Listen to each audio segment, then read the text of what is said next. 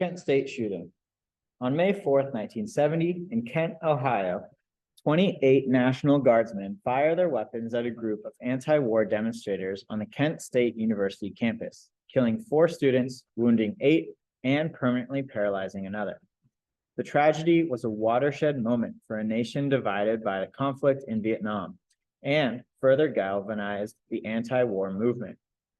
2 days earlier, on May 2nd, National Guard troops were called to Kent to suppress students rioting in protest of the Vietnam War and the U.S. invasion of Cambodia.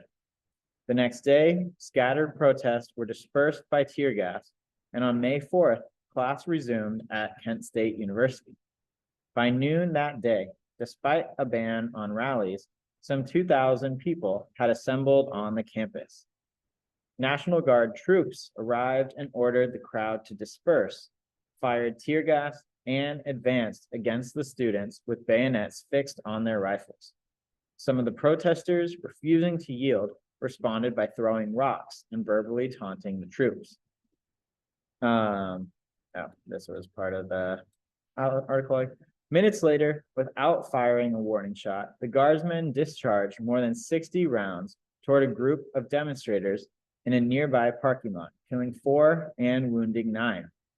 The closest casualty was 20 yards away, and the farthest was almost 250 yards away. After a period of disbelief, shock, and attempts at first aid, angry students gathered on a nearby slope and were again ordered to move by the guardsmen.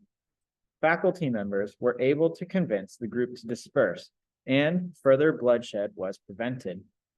The shootings led to protests on college campuses across the country. Photographs of the massacre became enduring images of the anti-war movement.